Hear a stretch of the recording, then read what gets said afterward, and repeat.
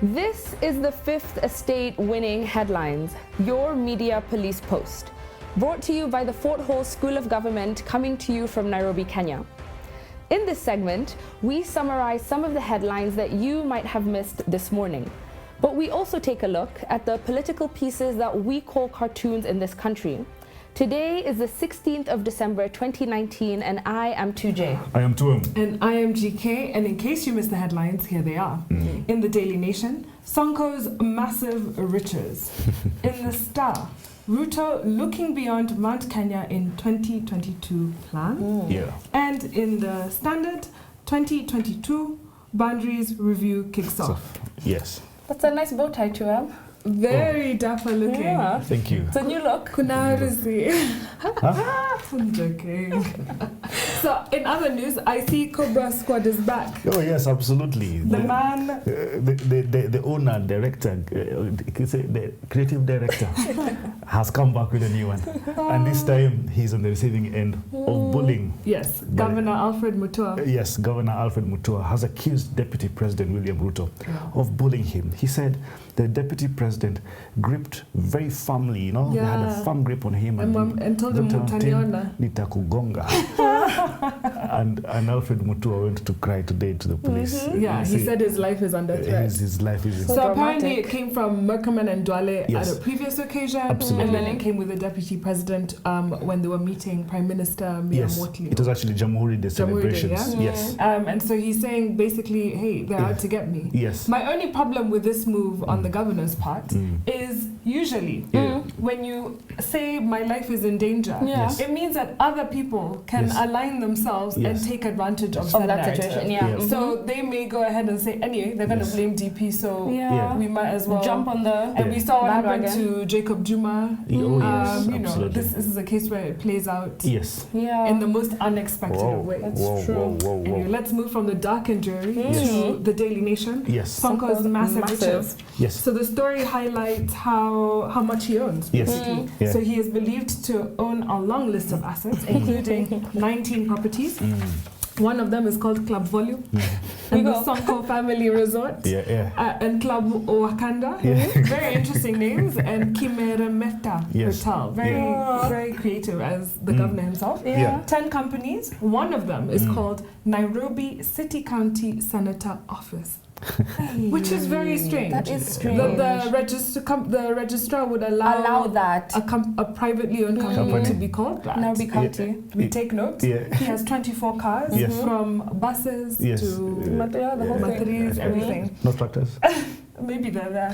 Fire engines even. He owns. He has water trucks, fire engines. And a lot. And then he also has undisclosed amounts of cash in about 15 bank accounts. However, this story was basically someone from EACC leaking information. You can't verify. Guys, I mean, this was bound to happen, right? I mean, it is. And you can see there is still a sustained campaign against Sonko. And they're not just going for his cases, they're going for how he lives. And I've just seen that he has been summoned to Voi. On Wednesday. On Wednesday, just to be, I think... For attacking a police.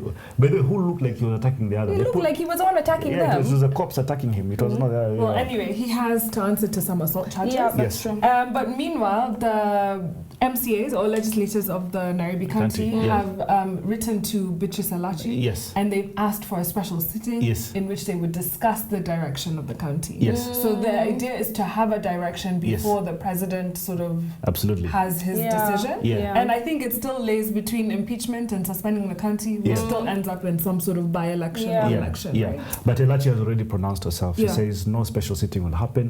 The budget for Nairobi County government was already passed, so everything should run as usual. There you go. So anyway, we do have a 3-part criteria that we would use. That we will use, to break down the headlines. We ask ourselves, is it topical or speculative? Is it repetitive or groundbreaking? And is it thoughtful or just plain lazy? I think it's a great headline. It's catchy. It's very catchy and also very intriguing, just as governor is. In the Star, we have RUTO looking beyond Mount Kenya in 2022. Yes, so the Star is telling us that William Ruto should not trust GEMA because they may not just vote for him come 2022. And therefore, he's going beyond... He needs a backup plan. Yes, he's going to Luyaland and he's probably coaxing Musalia Mudavadi. He's going to the Kambas. He's talking to Kalonzo Musyoka. And the strategy is to sort of isolate GEMA Nation. I think just it's a backup, it's an insurance plan. And I would say, if the Star is right, this is fantastic for William Ruto. It's a good play. You've got to be pragmatic. But again, as well, I don't think we're in uncharted waters. I have never seen GEMA love a non-GEMA candidate the way they love William Ruto. But listen, but the reality is GEMA House is split, and they are stronger when they are together. That is true. We saw that in Matiba and Kibaki's time when they split the vote. I mean, so they need to really think about their strength in numbers. Absolutely. Or maybe his plan is to keep them divided. It works in his benefit. That is also true. That is also true. All right. However, I think we should toss it because it's a wordy headline. Very and not a very interesting story. There you go. And then the standard 2022 boundary review kicks off. And I guess we knew this. Yeah, we knew it was coming. It's constitutional. However, there's some central Kenya governors who are complaining, saying that because some of the counties were not able to meet the threshold for the population constituency, so they're going to end up being clumped together. And if that happens, who said this? Wetangula said that they end up being used to give undue advantage to others. Fair point, but it was bound to happen. I think there's not much we can do. And Article 89 of the Constitution says that it has to happen 12 months before the election. Precisely. This thing will be as controversial as the census, but I think once it's done, we'll get through it. Yeah, true. All right, so do we keep or toss? I think we toss it as well. It's a boring story. There you have it. We have our winning headline from the Daily Nation. Onto the political pieces that we call cartoons in this country, where we also have a three-part criteria that we use. We ask ourselves, is it humorous or dry?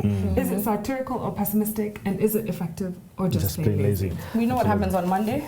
Comic strip. Iga. It's a textbook. And now that's a drawing of a man who's seated at a desk on 6 seats.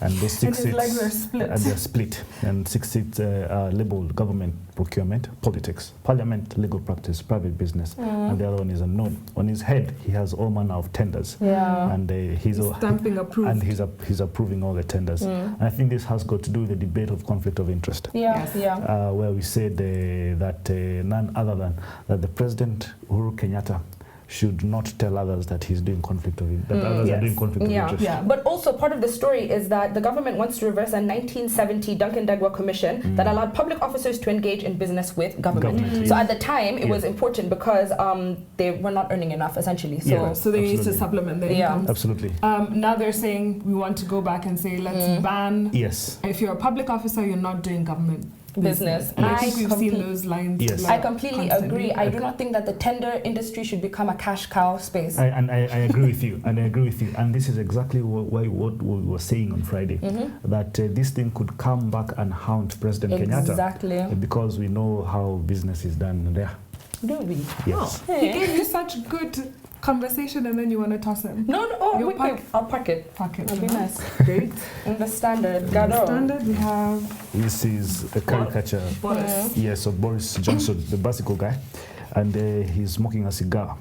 And he's wearing a top hat, you call it. And he's smoking, the cigar is labeled lies. And the wine he's drinking is labeled fear.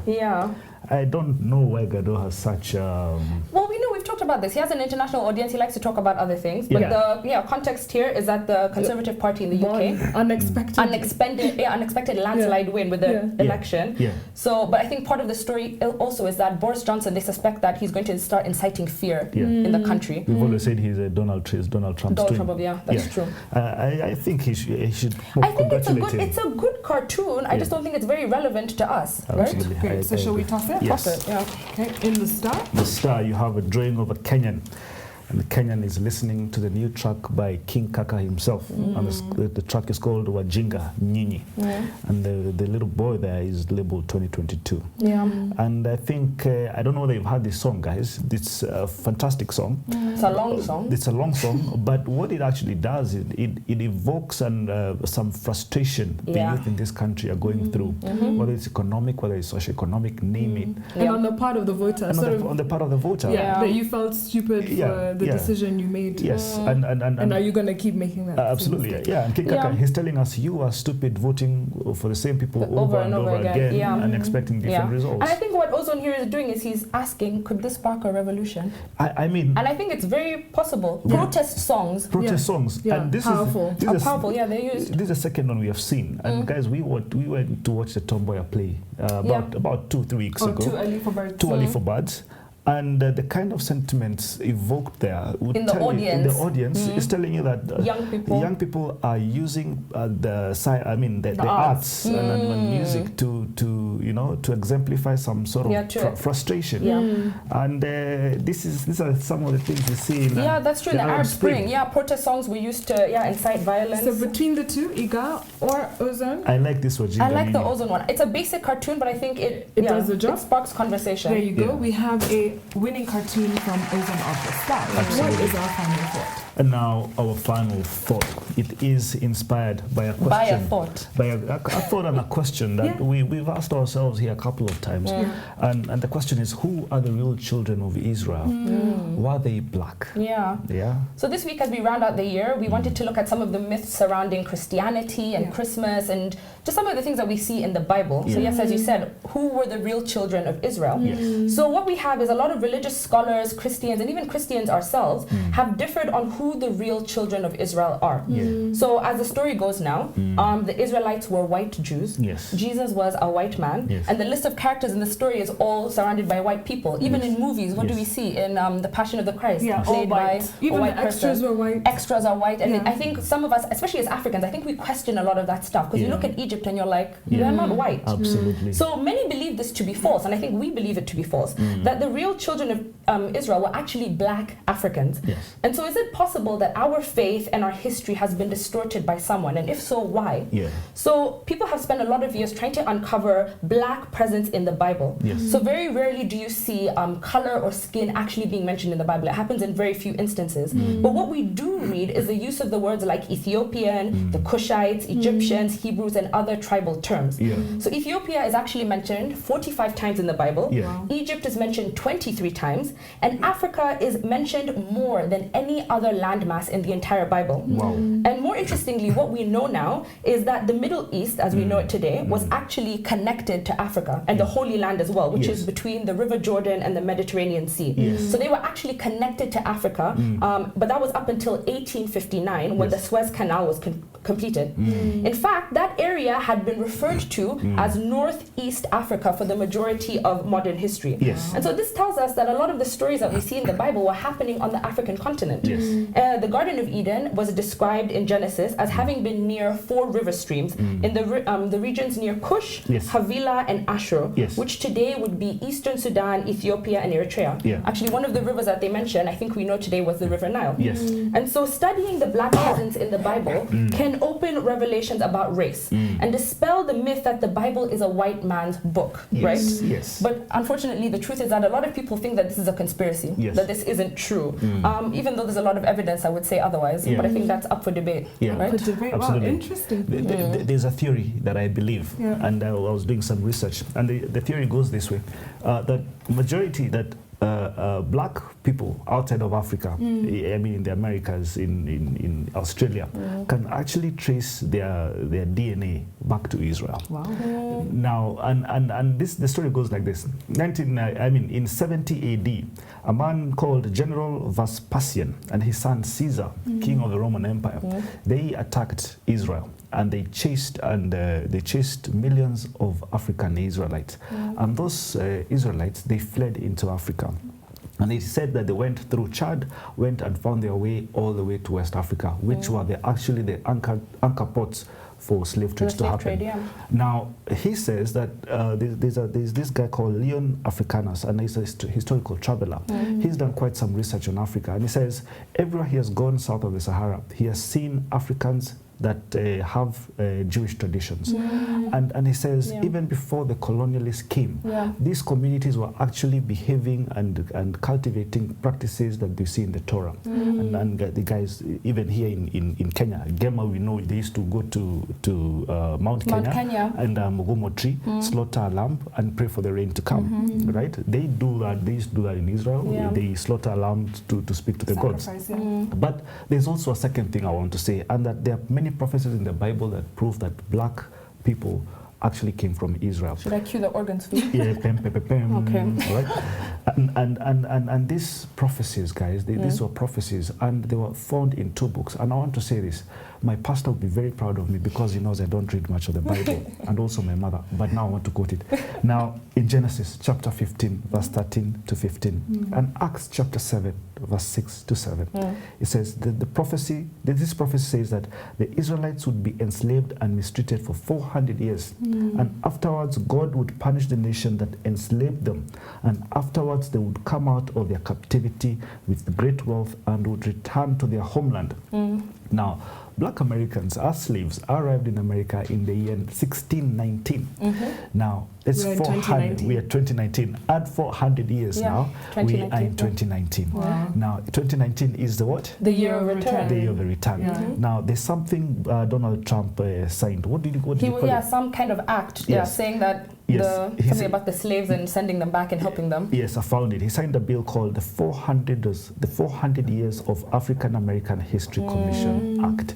And that, I think, goes very well with the year of return. Yeah, so Ghana had a year of return in which they were encouraging former slaves, or not former slaves, but families of descendants to come back to Ghana and live in the motherland. Absolutely. Interesting. So I came across the Lemba tribe, and they live in Zimbabwe and South Africa, and they claim to be the direct descendants of the 12 tribes of Israel, the lost tribes. And they say that they came from the rabbinical tribe, which is the Levites.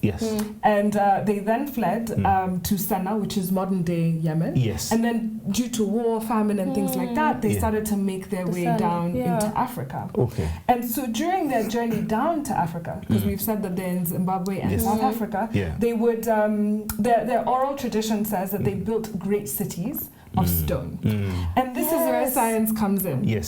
So archaeologists have verified the existence of these cities and have recovered many of their artifacts. So a lot of the Lemba tribe is oral. They didn't write down a lot of their history. And in fact, they say that they lost their original Torah. So Torah is these teachings. And it's the first 5 books of the Hebrew Bible. So they lost their original Torah as they were coming from Israel down to Zimbabwe.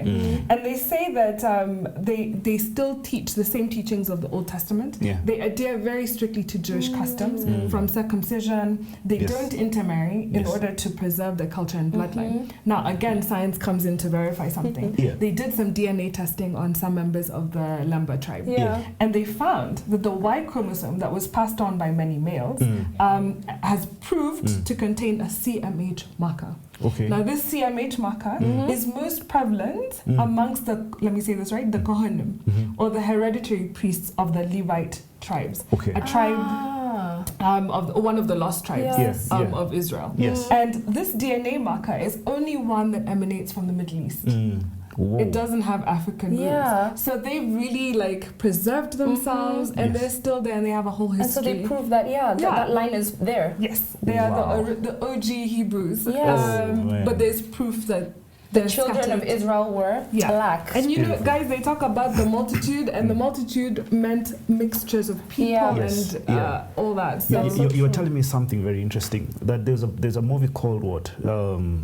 Passion of Christ. Passion of Christ? What about it? That half, 90% of the cast, they're all white people. And that's what we're trying to debunk. We're trying to say that if they're going to be historically factual, there were people of olive skin, dark skin. It happened. So true. So on a day where we had a winning headline from the Daily Nation and a winning cartoon from the Star, I want to leave you with this. Marcus Garvey famously said, "A people without knowledge of their history, origin, and culture is like a tree without roots." So let us relearn our history this week. Let's debunk some of the myths that we have. And see our history through the Bible. Our African history. Please subscribe to our YouTube channel, but also find us on TV. We're on GoTV, Pan Free to Air, and StarTimes. Have a good evening. Bless.